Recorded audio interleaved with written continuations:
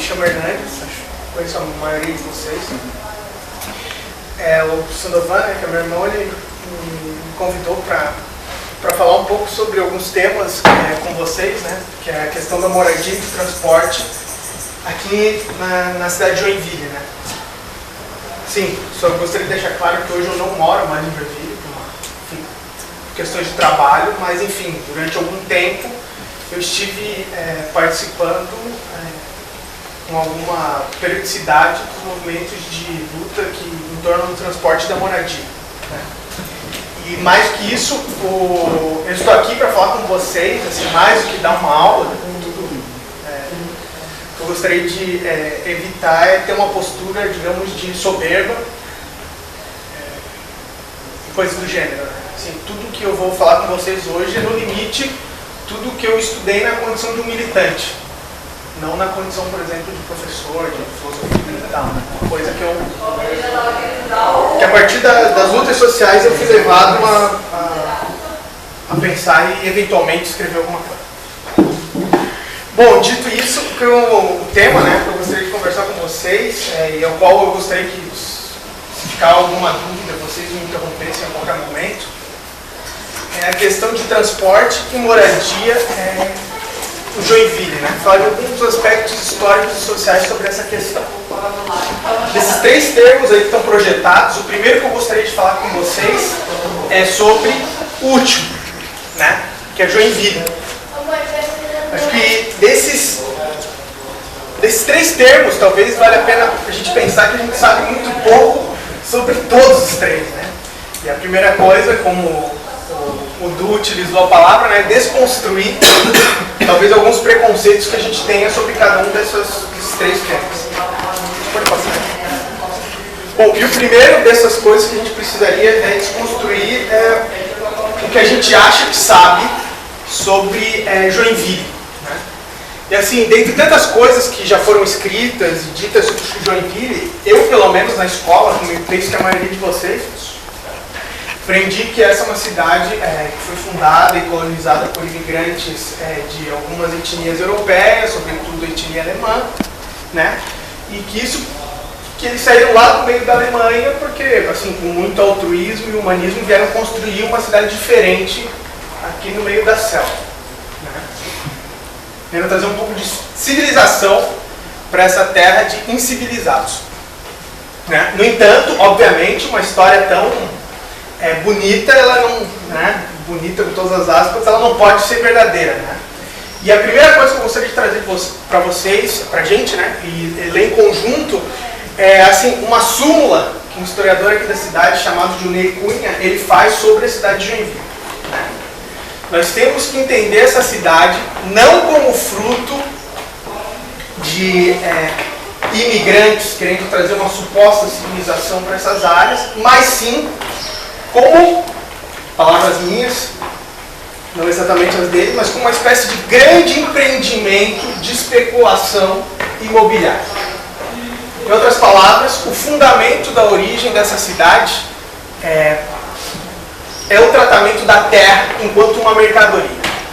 É a valorização da terra para algumas elites conseguirem assambarcar, conseguirem ganhar dinheiro.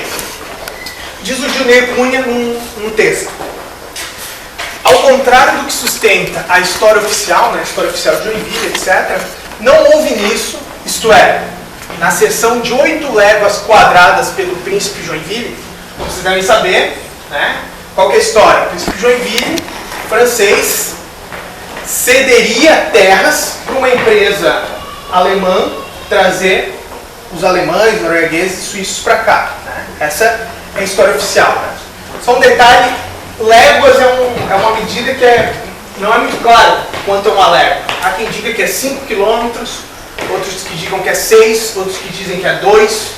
Então é muito confuso saber exatamente isso, né? Mas tomemos como 6, que a maioria dos lugares dizem que é 6, né? Então, ao contrário do que sustenta a história oficial, não houve nisso, isto é, na seção de 8 léguas quadradas pelo príncipe Joinville, né, qualquer intenção altruística ou humanista no sentido de tirar os imigrantes da situação de miséria em que viviam, dar-lhes um novo lar e condições meios para obterem uma vida digna, confortável.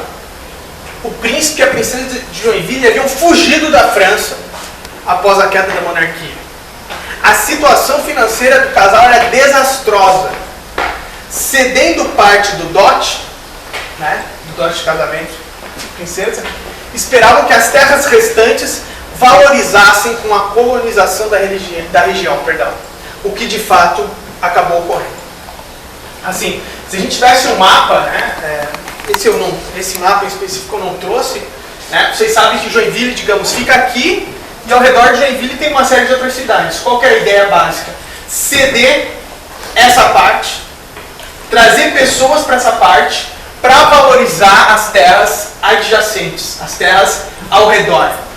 Convenhamos, é mais fácil convencer uma pessoa a morar no meio do nada, se esse nada não for tão nada assim. Então, mas ao redor já havia algum tipo de movimentação? Havia alguma coisa. Mas não havia o nada como havia no centro. Mas preenchendo isso daqui, o restante que eles tinham ia acabar valorizando mais ainda. Isso é importante dizer. Então, o que é importante ficar claro é que Joinville, assim, não quero complicar muito, acho que não é complicado para você, mas Joinville, ela nasce como uma espécie de saída, como uma espécie de escape, como uma espécie de válvula de escape para uma família real da Europa que estava fundamentalmente quebrada. É por isso que isso daqui nasce, fundamentalmente. Não que não existisse nada, é óbvio que existiam outras coisas, inclusive aqui existiam portugueses, existia escravidão, existiam indígenas, etc. e tal. Mas é necessário dizer que a vinda as viagens, as vindas patrocinadas por essa empresa de Hamburgo, que era a empresa que trouxe o pessoal, a empresa colonizadora de Hamburgo, foi o que instituiu uma nova dinâmica nessa cidade. Eu acho que é importante a gente saber disso para a gente conseguir rebater, isso é importante, a gente conseguir rebater as versões a respeito da nossa cidade que tendem a contar uma espécie de história bonitinha, uma espécie de fábula fundadora da nossa região. Heróica? Bastante heróica quando não se trata nada disso. Pode passar. Bom, então começar pela cidade começar pela Fundação de Joinville, é começar debatendo a cidade. E eu também gostaria de ler em conjunto com vocês essa citação, porque ela, digamos, ela instaura uma coisa que ainda é um pouco nova, mas que ela está se fortalecendo cada vez mais, que é a noção de que existe um direito à cidade. Ou seja, tá, e daí? Vocês vão fazer alguma coisa? Ele fala, não. E mais, como é teu nome? E vem o cara e se nega a dar o nome dele, por medo de ser demitido. Então, existe uma relação muito umbilical entre o sindicato e as empresas de ônibus. O que essa ação pede? Ela pede a anulação das últimas eleições do sindicato, que conseguiu aprovar essa diretoria na base das desfiliações em massa, o que, para a lógica de um sindicato, o que um sindicato quer? O que o Sinsege quer? Que ano? 2012. O que o Sinsege quer? O Sinsege quer filiados, para ter mais gente nas assembleias, para ter mais gente contribuindo financeiramente. O sindicato da Engenharia da Infraestrutura, que é o contrário, não quer filiados. Por quê? Porque quem abastece esse sindicato são as próprias empresas. Fazer só uma pergunta ingênua, mas importante. Tudo bem, pararam de descontar da folha das pessoas o corte de cabelo, o auxílio odontológico, e a empresa passou a pagar. Ok. Com que dinheiro? Com que dinheiro? Tarifa? O princípio de Engenharia da Infraestrutura arrecada com isso, né? Então, nós estamos pagando a fraude promovida por esse sindicato pelas empresas. Pedido final, então, da ação: anulação das eleições e que John Transtusa, sindicato, pague 10 milhões aos cofres públicos. Pedido da ação. Vai rolar, não vai rolar, sei lá. Minha opinião é não vai rolar. Mas isso não importa. O que importa é o seguinte: o que importa é que o Ministério Público fez uma pesquisa, conversou com os trabalhadores, E hoje nós temos argumentos, mais que 1000, para conversar com qualquer pessoa da população e falar, cara, os caras querem fazer as coisas, mas se eles tentarem fazer, eles são demitidos imediatamente. Então é diferente. Acho que esse é o meio político disso tudo. Pode passar. Bom, dito isso então, desculpa, 31% desses 6 milhões sofrem de ônus excessivo. E o que é o ônus excessivo? Gastar 30% ou mais da sua renda para pagar um aluguel.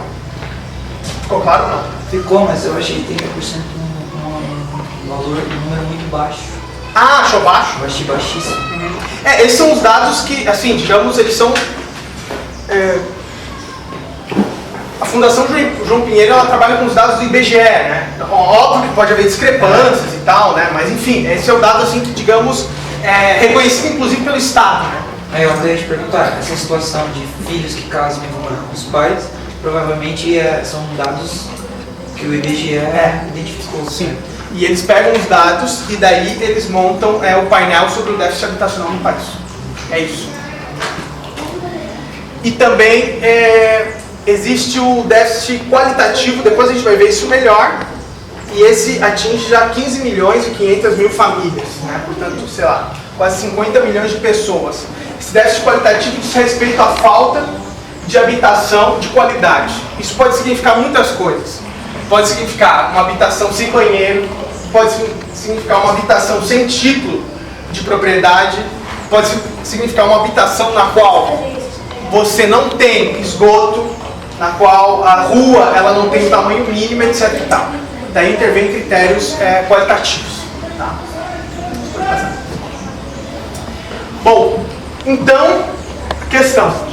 E como isso aparece em Joinville, né? Só para a gente ter uma margem, só para a gente saber, né, afinal de contas, quem são, ou melhor, quem são não, quantos são aqueles que sofrem do déficit habitacional quantitativo aqui na cidade.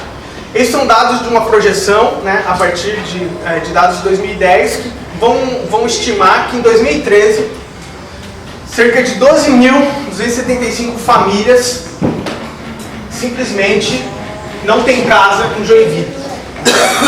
Esse número é um número que está bastante em debate, assim, a depender do humor do secretário de habitação. Sei lá, eles já falaram em 17 mil famílias, já falaram em 11, já falaram etc. A impressão é que eles não têm muito claro esses dados, né? E sem contar que esses dados eles podem sofrer uma transformação muito rápida, né? Sei lá, por exemplo, a imigração haitiana certamente pressiona esses dados de maneira bem clara. Pode passar. E aqui são dados a respeito do déficit qualitativo de Joinville.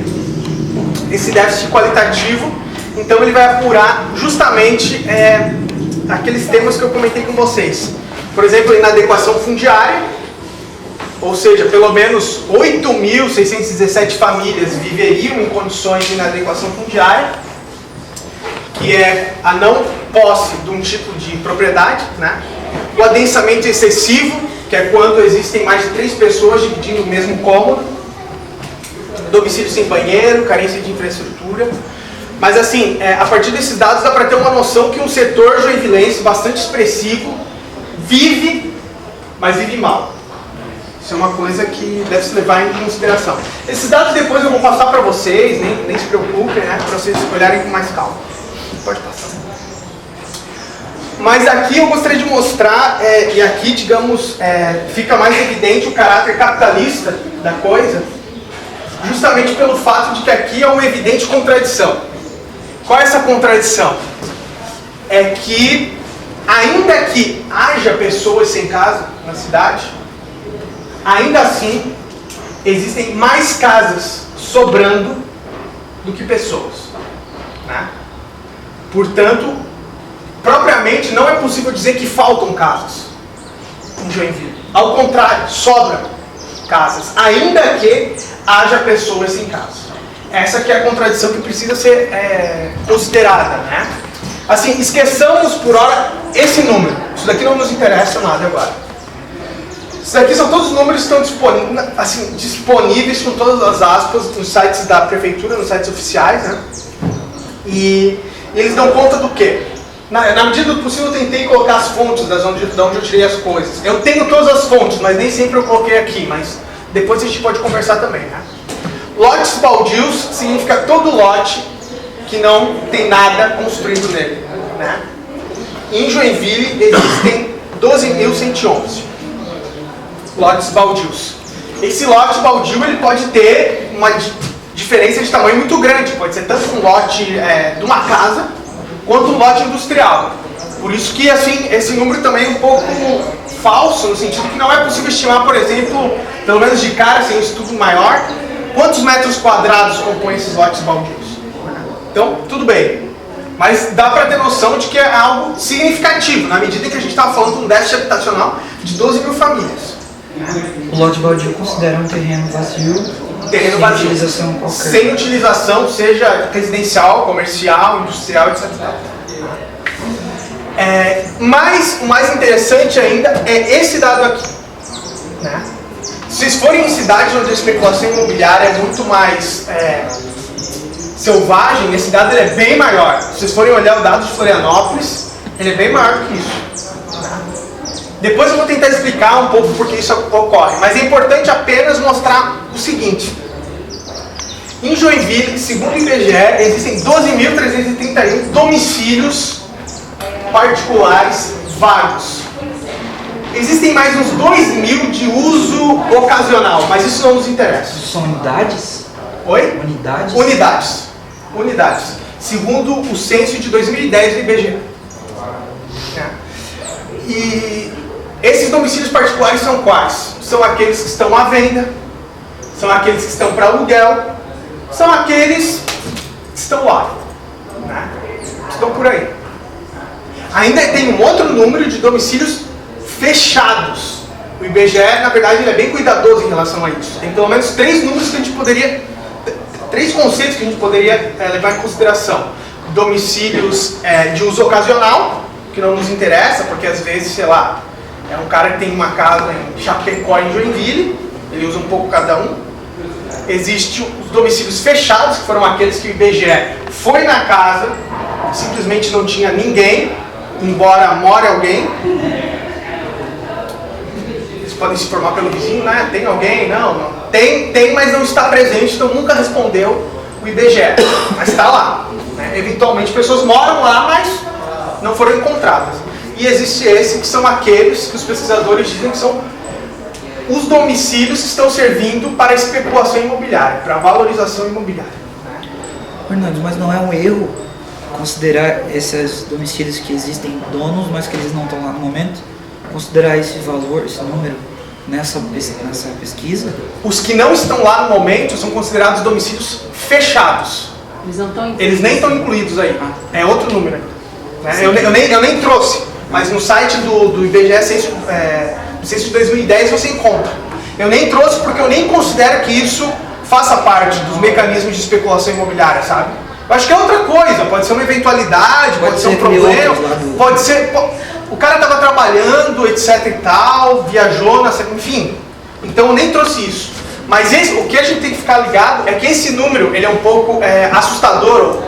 Para quem tem uma perspectiva minimamente, sei lá, socialista, de esquerda, deveria ficar impressionado com esse dado, porque são as casas que de fato estão sobrando, né? Isso existe... Ah, mas pô, então em Joinville, você quer nos convencer que existem, mais sobram casas do que faltam? Esse número, ele se repete de maneira consistente para todo o Brasil. Todo o Brasil. Todo. Inclusive em alguns lugares, eu me lembro de Curitiba. Curitiba 40 mil famílias precisam e tem 60 mil vagas. São Paulo, mais ou menos. No Brasil, a relação é a seguinte: no Brasil, para 6 milhões e 900 mil famílias que precisam, tem 6 milhões vagos. Tá quase lá.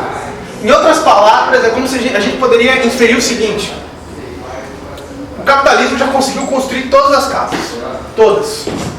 A Odebrecht, Camargo Correia, todos esses caras legais, honestos, gente boa, amigos de todo mundo, eles já fizeram o papel deles. Resta apenas encontrar mecanismos capazes de dividir toda essa riqueza produzida que está ociosa. A gente vai ver como isso é de algum modo possível, mas a gente vê isso mais à frente, né? O que eu só queria chamar a atenção para vocês é que há uma aparente contradição. Ao mesmo tempo que sobra, ao mesmo tempo que a nossa sociedade produz riqueza, ela produz pobreza. E essa é a contradição que a gente precisa aprender. Pode passar. Bom, e a minha, assim, né, o que eu gostaria de conversar com vocês é que para entender isso é necessário a gente entender um pouco de como se formou social e espacialmente a cidade de Joinville, né? Eu já mostrei para vocês na citação do Dionei Cunha qual foi o caráter fundacional da cidade. O caráter fundacional foi construir, avacalhando um pouco, um grande loteamento. Especulação imobiliária. Um grande loteamento capaz de valorizar as terras adjacentes, né? Ou seja, fundados numa ideia de especulação imobiliária. Vou mostrar como isso comparece também em outros termos, tá? Você pode... Bom, o que eu, assim, acho que um momento importante, seria possível recuar em muitos outros momentos, mas eu vou tentar recuar ali para o momento da década de 60, porque esse momento é assim, qualquer economista, qualquer historiador, ele vai dizer que é um momento fundamental do Brasil, na medida em que a gente pode dizer que o Brasil moderno, ele se criou nesse momento, né? Que é basicamente o momento da ditadura militar, empresarial militar, civil militar, clero civil militar, pode chamar de como quiser, incluir quem quiser, é bem inclusiva a ditadura, muita gente participou, né? Porque nesse momento houve efetivamente assim era um processo que já tinha iniciado, mas o grande processo de industrialização, de urbanização do Brasil, né? E esse processo ele ocorreu em doses cavalares em Joinville, ocorreu de forma muito intensa na nossa cidade, né? Bom, então me permitam ler um pouco e tentar explicar como isso se deu. Na cidade de Joinville há uma íntima relação entre indústria e cidade. Grosso modo, o problema da habitação passa a tornar-se um problema grande contemporaneamente à industrialização.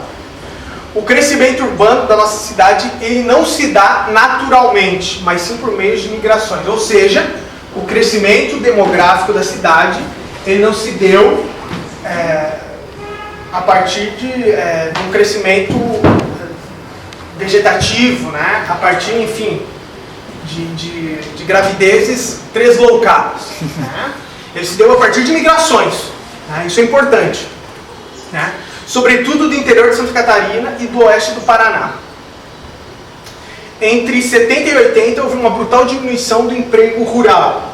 1.250.000 pessoas despovoaram o campo no Paraná, boa parte com destino a São Paulo, mas outra boa parte com destino a Santa Catarina, e Joinville certamente era um destino dessas pessoas, né? Vale apenas mencionar o seguinte: nesse momento houve a troca do café como cultura no campo para a soja. O café exigia muita mão de obra humana e a soja exige muita mão de obra mecanizada, de maneira que essa troca de culturas, bastante patrocinada pela ditadura, ela serviu à expulsão de muita gente do campo, né? Ou seja, a perda do horizonte de vida daquelas pessoas, de modo que elas migraram, né? Então tem algo que ver inclusive com a ditadura, né?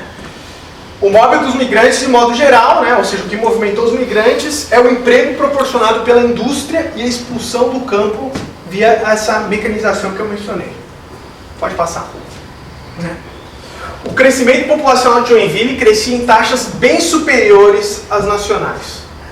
Esse daqui é uma tabela sobre como se deu esse crescimento demográfico. Vocês podem ver como em Joinville as taxas de crescimento foram muito superiores ao Brasil e a Santa Catarina, né? Joinville cresceu, enfim, muito mais do que os níveis brasileiros. E se isso se deu dessa forma na nossa cidade, isso se deveu, sobretudo, ao crescimento da indústria aqui, que trouxe muita gente para essa região, né? Esse crescimento, de modo geral, ele durou 20 anos nesse nível, quando a partir dos anos 80 o crescimento se retraiu, coincidindo com a retração da indústria. Na década de 60 o emprego superava o crescimento demográfico, né? Assim, quem vai ver que existe um tema que é constante na literatura histórica aqui da cidade, que muita gente que veio do interior do Paraná comenta, né? Ah, lá na minha cidade, no interior do Paraná, passava o carro falando que tinha emprego na Tupi de Joinville. Né?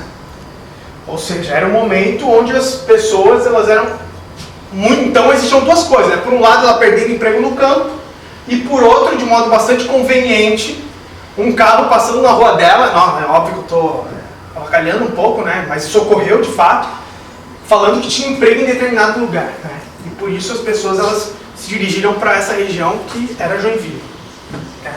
Mas tentar dizer que não é um processo, assim, é bastante óbvio o que eu vou dizer, mas ainda assim eu vou dizer, não é um processo que uma pessoa que está vendo feliz no campo, de repente pensa, vou para Joinville. Né? Isso assim não é o que ocorreu. Tal como basta pensar na fundação de Joinville, na Europa, eu sou descendente europeu, bom, céu, não, com certeza os seus descendentes eram ferrados. Né? Porque para sair de lá e vir para o nada, certamente ele era ferrado. É isso que as pessoas querem. Essa aqui são alguns mapas, né, que mostram a formação da cidade ao longo do tempo, mas dá para perceber que na década de 60, né, ela sofre uma formação bastante acentuada. Né? Até porque essa também é um pouco a cidade legal, né? É tal como ela era... enfim, os limites impostos pela legislação. Né? Mas ela mesma já era maior do que isso. Né? Pode passar. Bom, nesse sentido, a gente pode concluir o seguinte, de modo bem básico, assim, o que a expansão, né, ou seja, a dinâmica do solo em Joinville, ela se deu no ritmo da expansão capitalista da cidade. Expansão capitalista, eu só quero dizer expansão industrial da cidade. Tá? Existem basicamente duas condições para haver industrialização. É isso que eu vou tentar dizer para vocês, de um modo um pouco técnico, um pouco difícil, mas nada demais. Por um lado, precisa de um exército industrial de reserva. O que é um exército industrial de reserva? Significa que precisa de muita gente trabalhando, mas também precisa de outros tantos ao redor dessas pessoas trabalhando sem trabalho. Por quê? Porque é fundamental, para pressionar os salários para baixo, que haja uma grande oferta de trabalhadores. Vocês acompanham o meu argumento? Né? Não é bem? Para haver uma possibilidade de salários mais baixos, precisa haver gente sobrando. Por isso também que as migrações foram intensamente incentivadas. Quanto mais gente nesse aspecto, melhor. Certo? E também é necessário, para haver uma industrialização, é necessário haver dinheiro. Não tem como o empresário investir se não sobra nada no final do mês. E para sobrar alguma coisa, precisa um valor ter sido produzido. Né? E o salário, segundo uma determinada teoria econômica, o que o salário é? O salário ele é o pagamento das condições de vida básica de um sujeito. Eu vou explicar isso com mais detalhes. Né? Mas a ideia é que, diminuindo os custos da vida de um determinado sujeito, é possível dar um salário menor para ele. Bom, pode passar. Em outros termos, o salário, segundo uma determinada teoria econômica, ele paga os custos da reprodução da força de trabalho. O que é força de trabalho? Força de trabalho é a minha capacidade de trabalhar. Então, um salário, ele precisa pagar o que da minha vida? Ele precisa pagar minha alimentação, minha moradia, meu vestuário. Se o salário não pagar isso, a gente não está num regime propriamente capitalista, a gente está em alguma outra coisa. A gente pode estar num regime de escravidão, a gente pode estar num campo de concentração. Olha, o salário, não havia salário, mas não havia um mínimo de reposição para a reprodução da força de trabalho de um cara que estava num campo de concentração. Por isso que ao longo do trabalho ocorreu o quê? ele morria por inanição, ou por doença, ou por qualquer coisa. Né? A ideia é a seguinte, então. O salário, ele vai pagar essas condições básicas da vida das pessoas. Quanto menores os custos desses itens, da moradia, do transporte, da habitação, etc. e tal, menor vai poder ser o salário. E do mesmo modo, o Exército Industrial de Reserva, como eu tentei explicar para vocês, ele vai regular essa mesma relação, só que a partir de fora. Por ter uma grande oferta de trabalhadores, o salário também vai poder ser menor. Por quê? Porque é muito difícil fazer uma negociação vantajosa de um salário na medida em que eu posso ser demitido e o meu posto de trabalho ser reposto imediatamente à minha demissão. Concorda? Em outros termos, né, basta a gente pensar que o que alguns economistas dizem, eles falam que as vilas operárias, vocês sabem que em algum momento do Brasil, ali na década de 30, por exemplo, existiam vilas operárias. Tinha uma empresa e ao redor da empresa imediatamente existiam vilas nas quais os empregados trabalhavam na empresa e moravam nessas vilas. Isso trazia um determinado problema de um ponto de vista capitalista. Que problema era esse? Quem tinha que dar moradia nesse caso? Quem? O empresário. E na medida que o empresário dava moradia, isso era um custo para ele. E um custo a mais para ele é menos lucro para ele. Então chega um momento no qual as vilas operárias acabam e, digamos, os trabalhadores são jogados ao léu. Que é exatamente o que ocorreu no Brasil e em Joinville. Né? E quando o trabalhador é lançado ao léu, ele é obrigado a quê? Ele é obrigado a ocupar uma terra e ele é obrigado a construir a sua própria casa.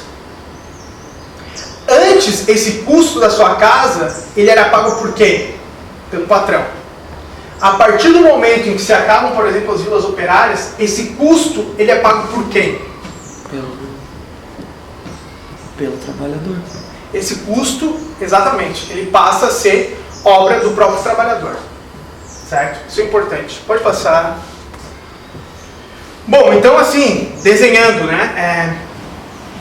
Assim, isso daqui é de um ponto de vista, por exemplo, entre muitos economistas defendem isso, né? Mas sei lá, entre alguns deles, sei lá, o Davi Ricardo, o Marx, eles pensam no salário nesses termos, né? O salário, ele precisa pagar o custo da tua força de trabalho. Ou seja, o quanto custa para produzir a tua força de trabalho. Para eu estar amanhã no meu emprego, eu preciso ter o quê? Preciso ter moradia, preciso ter alimentação, preciso ter roupa, preciso ter transporte. Então, o salário precisa pagar, no mínimo, isso. Esse é o mínimo. Qual é o máximo? Não há um limite claro para o máximo. Alguns economistas deixam a dizer, se um determinado povo interiorizou o hábito de beber cerveja todos os dias, o salário precisa incorporar o custo da cerveja diária. Né? Então tem isso. Esse mínimo e esse máximo, eles são elásticos. Pode passar. Quanto menor o custo da força de trabalho, ou seja, se eu, para me alimentar, é mais barato, eu posso receber um salário menor. Se eu, para me vestir, pode ser mais barato, eu posso receber um salário menor. Se para eu morar for mais barato, eu também posso receber um salário menor. Passa. E se eu simplesmente cortar esse custo, mais baixo pode ser o meu salário e mais o empresário pode acumular. Vocês percebem o sentido do argumento? Ficou claro? Não sei se não ficou, por favor, me interrompam. Mais ou menos? Então é isso. Quanto menor forem esses custos, tanto melhor, do ponto de vista do empregado.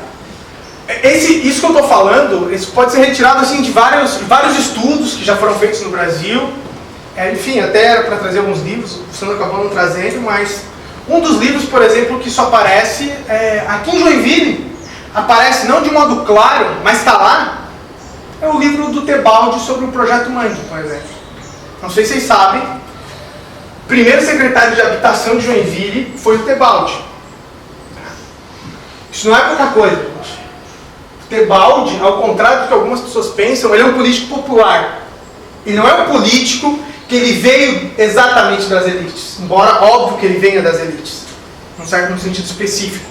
Mas o Tebaldi, ele tinha uma ampla aceitação popular justamente pelo fato de ele, por exemplo, né, isso segundo seus próprios números, precisa filtrar muito, né, mas ele, por exemplo, ter concedido títulos de posse para mais de 50 mil pessoas nessa cidade.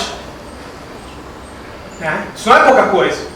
Você pagar o caixão de alguém, você pagar a casa de alguém, em regra geral você vai ter gratidão eterna da pessoa ou da família dela. Né? E parte da gratidão que as pessoas têm a respeito de Tebaldi se deve a isso. Né? Basta, assim, por exemplo, nos Pinheiros e em alguns outros locais, ele é uma figura bem vista pela população mais pobre, justamente porque ele teve esse papel. E as ocupações de Joinville, elas também ocorreram em determinados lugares que comprovam essa tese de que as ocupações, né, ou seja, a moradia se dá em determinados lugares é bom para os empresários. Basta pensar que, por exemplo, sei lá, Comasa, Espinheiros, por que lá são bairros de forte ocupação? Porque a Tupi, ela está exatamente naquela região. No capitalismo, ela obedece a esse esquema. Joinville não é nenhuma exceção nesse aspecto. Né? Vocês podem perceber que existe um centro rico, um cinturão de, falando de maneira bem solta e sem nenhum rigor, de uma classe média, e um grande cinturão de pobreza, certo? Né? Aqui é Piraberaba, cuja exceção, né, como vocês podem ver mais escuro, apenas comprova a regra, né, na medida em que é basicamente uma outra cidade. Então, esse é um mapa que ele demonstra com muita clareza como existe uma desigualdade espacial na cidade.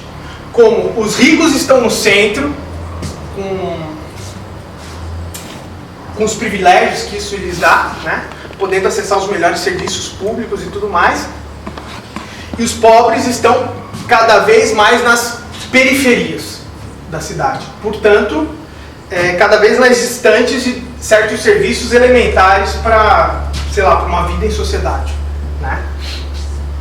Os lugares, desculpa, só para e os lugares brancos são os que não têm dados.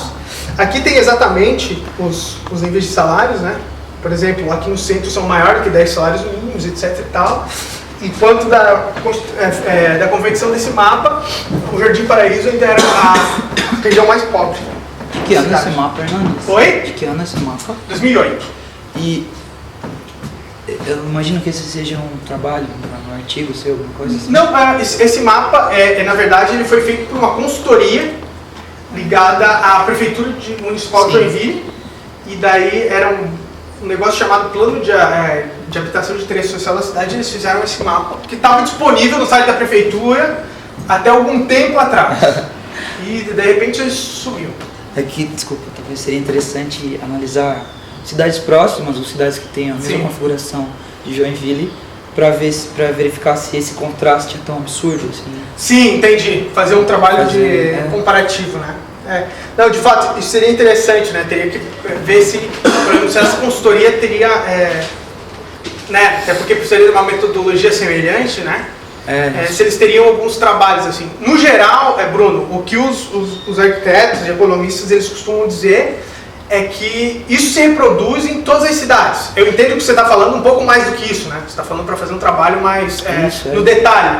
Mas no geral isso se repete em todas as cidades, com uma exceção. Só tem uma exceção que talvez ocorra em Joinville, né? Mas não tem como projetar. Mas chega um momento onde o centro ele se degenera. Ele se degenera por uma determinada pobreza que se instala nele, porque as suas construções históricas não são mais capazes de serem suficientes e reformadas para a dinâmica capitalista local. São construções, sei lá, tombadas, embargadas, etc e tal, de modo que o centro se desloca para algum outro lugar. Exemplo, São Paulo, Curitiba. Vamos no centro histórico de tal cidade, por quê? Porque esse centro histórico não dá mais conta da dinâmica capitalista local e fica lá. E durante o que acontece? Ele passa a ser ocupado por mendigos, por pessoas que estão numa determinada situação, sei lá, nem sei como exatamente me referir, mas estão numa situação de extrema pobreza, né? E daí normalmente também, isso é uma outra tendência, esses centros são posteriormente higienizados, né? É uma palavra que é um eufemismo para dizer que os pobres são expulsos para as classes médias tomarem conta do lugar, né? Enfim, para virarem barzinho, bar do Alemão, em Curitiba e tal. E em São Paulo tem muito ocupação de prédios no centro, no próprio centro, né? Sim. É bem... Sim, né? Porque... Curitiba também tem. Curitiba também tem algumas, mas no geral, assim, eles tendem a ser despejados, né? Porque eles desvalorizam muito as áreas. Você pode passar?